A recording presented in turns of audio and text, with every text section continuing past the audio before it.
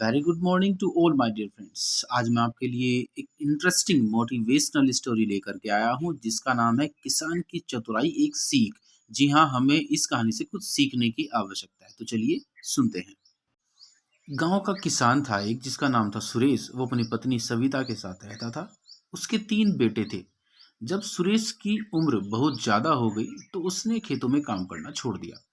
जब किसान सुरेश ने अपनी पत्नी से बताया कि उससे अब काम नहीं हो पाता है, तो उसकी पत्नी ने उसे बताया कि उसे अब अपना जो भी काम है 3 बेटों में बांट देना चाहिए। सुरेश को चिंता ये थी कि वह खेतों की जिम्मेदारी किसको दे और कौन सबसे होनहार बेटा है, ये कैसे पता चलेगा। पत्नी ने सुरेश को तीनों का टेस्ट लेने की सलाह दी। इस बात को मानते हुए अगली सुबह ही सुरेश ने तीनों बेटों रमेश, कामेश और इंद्रेश को बुला लिया। के पास बुलाकर उसने तीनों बेटों को बताया कि वह अब खेतों की जिम्मेदारी उन्हें देना चाहता है।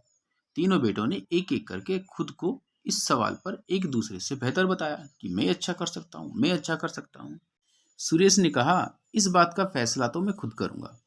अगली सुबह सुरेश ने तीनों बेटों को गाय के एक बाड़े के पास बुलाया और कहा कि इस बाड़े में 3 जादुई गाय हैं और तीनों बेटों की एक एक गाय पालनी है और साथ ही खेत में भी काम करना है।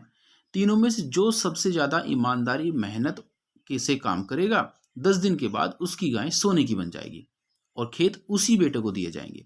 इसी के साथ तीनों बेटों को 10 दिन का समय मिला और एक एक गाय लेकर तीनों खेत पर चले गए। तीनों बेटों को गाय का ध्यान भी रखना था और खेत पर काम भी करना था। 2 दिन तक तो तीनों ध्यान से गाय को रखते हैं, लेकिन तीसरे दिन से रमेश और कामेश गाय की सेवा में चिढ़ने लगते हैं। सबसे बड़ा बेटा रमेश खेत पर काम करने के बजाय सिर्फ गाय के पास बैठा रहता है और उसको चारा खिलाता रहता है। दूसरे बेटे का भी यही हाल था, लेकिन तीसरा बेटा जो इंद्रेश था, बड़ी ईमानदारी से काम कर रहा था। गाय की सेवा भी करता था और साथ में खेती करते हुए बुआई करने भी जाता था। इस तरह 10 दिन बीत गए। अब जो तीनों बेटे थे, उनकी अपने पिता से मिलने की बारी थी। कामेश ने सोचा कि उसने अपना काम ठीक से नहीं किया, इसलिए जमीन उसे तो मिलने वाली नहीं है और ना ही पिता के कहने के अनुसार गाय सोने की बनी थी। ऐसे में उसने गाय को सुनहरे रंग से रंग दिया ताकि ऐसा लगे कि उसकी गाय सोने की बन गई है।